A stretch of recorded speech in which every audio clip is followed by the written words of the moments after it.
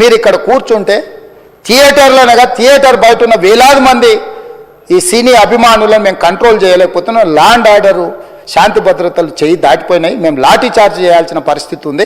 మీరు దయచేసి వెళ్ళిపోండి, వచ్చిండ్రు చూసిండ్రు కదా వెళ్ళిపోండి అంటే, లేదు నేను సినిమా అయిపోయే వరకు ఇట్లే కూర్చుంటానని పోలీసులతో చెప్పిండని సిటీ కమిషనర్ నాకు చెప్పడం జరిగింది అధ్యక్ష.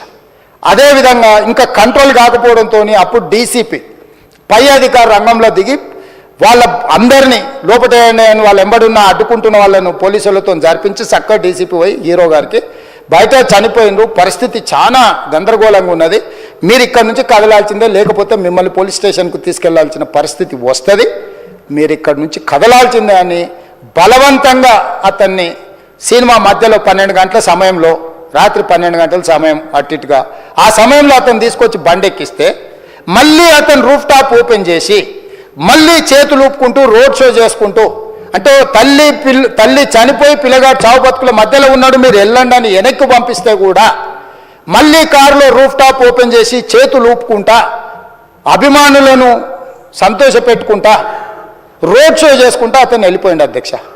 పోలీసులు కేసు చేసిరు. కేసు మీద థియేటర్కి సంబంధించిన కొంతమందిని అరెస్టు చేసిరు. అరెస్టు చేసి 10-11 రోజుల తర్వాత పోలీసు హీరో గారింటికి వెళ్ళిండ్రు. మీరు కూడా కేసులో A11 మీ మీద కేసు ఉందని చెప్పడానికి పోలీసులతో దురుసుగా ప్రవర్తించిండు. మీరు ఆ వీడియోలన్నీ కూడా చూసిండ్రు. ఆ పరిస్థితిలో చట్టాన్ని అమలు చేసే పోలీసులు ఆల్రెడీ ప్రాణాలు పోయినాయి, ఒక నిరుపేద తల్లి చనిపోయింది, కొడుకు చావు బతుకుల మధ్యలో ఉన్నాడు. ఆ రోజు కోర్టుల కేసులు కూడా వస్తున్నాయి. కోర్టుకు కూడా మీరు విచారణలు ఏం చేసిండ్రని కోర్టుకు కూడా పోలీసులు జవాబు చెప్పాల్సిన పరిస్థితి ఉండే అధ్యక్ష. దాంతో మాట్లాడితే వాళ్ళు చాలా బాధ్యతారహితంగా సమాధానాలు ఇచ్చారని మా పోలీస్ సిబ్బంది చెప్తాను. దాంతోనే అతన్ని పోలీస్ స్టేషన్ తీసుకెళ్ళారు అధ్యక్ష. ఇక్కడి వరకు ఒక హీరో, ఒక థియేటర్లో జరిగిన సంఘటనలు, వీటన్నిటి నేపథ్యంలో పోలీసులు వాళ్ళ విధి నిర్వహణ నిర్వహించారు అధ్యక్ష. ఎప్పుడైతే అతను పోలీస్ స్టేషన్కు తీసుకెళ్ళిరో కొన్ని రాజకీయ పార్టీలు పైశాచికంగా ఎంత నీచంగా నన్ను తిట్టుకుంటా పోస్టులు పెట్టినరంటే, అంటే तेलंगाना समाजम मलकपेट बलाला साहब के कॉन्स्टिट्यूंसी के वोटर है उन लोग, मलकपेट के छोटे नौकरी, उसका नौकरी अकबर साहब वो 30,000 नौकरी करता है, उसके परिवार में कोई कमाई नहीं है, एक टिकट 3,000 रुपये में खरीदा, वो बच्चा उनका फैन है बोल के उनके परिवार 12,000 रुपये रखकर 4 टिकट खरीद के पिक्चर को गए।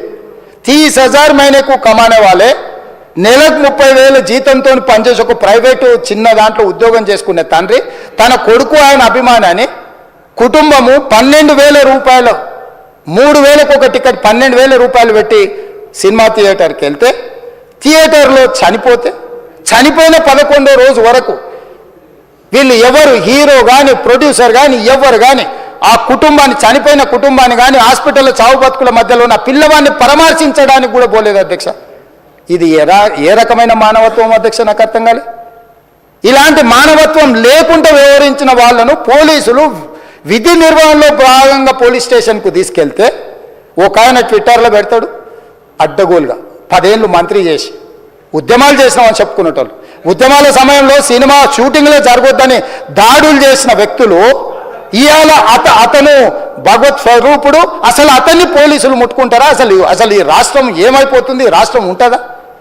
ఈ రకంగా రాజకీయ పార్టీలు అధ్యక్ష, రాజకీయ పార్టీలు ప్రజాప్రతినిధులుగా చనిపోయిన ప్రాణాల విలువ లేకుండా చావుకు కారణమైన ప్రత్యక్షంగా పరోక్షంగా అయిన వాళ్ళని పోలీస్ స్టేషన్కు విచారించడానికి పిలిస్తే కూడా అది కూడా తప్పుపట్టి ప్రభుత్వాన్ని బద్నాం చేయాలి, ముఖ్యమంత్రిని తిట్టాలని ఎంత నీచమైన భాష వాడిన అధ్యక్ష. యూట్యూబ్లలో మీరు చూడండి. నాకేముంటుంది అధ్యక్ష, ఏంది ఆ సినిమాకు స్పెషల్ రిలాక్సేషన్స్ ఇచ్చి ఇవాళ సినిమా ఏదైతే వ్యాపారం చేసిందో సినీ పరిశ్రమను ప్రోత్సహించాలని మొదటి వారం అత్యధికంగా సినిమా ధరలతో టికెట్లు అమ్ముకోవడానికి, స్పెషల్ షోలు వేసుకోవడానికి, బెనిఫిట్ షోలు వేసుకోవడానికి ప్రత్యేకమైన అనుమతులు ఇచ్చింది నా ప్రభుత్వమే కదా, మా ప్రభుత్వమే అధ్యక్ష. సినీ పరిశ్రమను ప్రోత్సహించాలనే మా విధానం.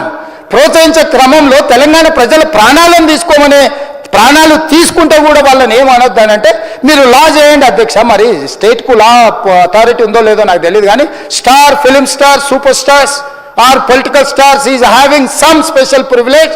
If they murdered anyone also we need not to prosecute or otherwise we need not to book any case against these personalities అనే మనం మీరు చట్టం చేస్తా అంటే సినీ ప్రముఖులకు కానీ రాజకీయ ప్రముఖులకు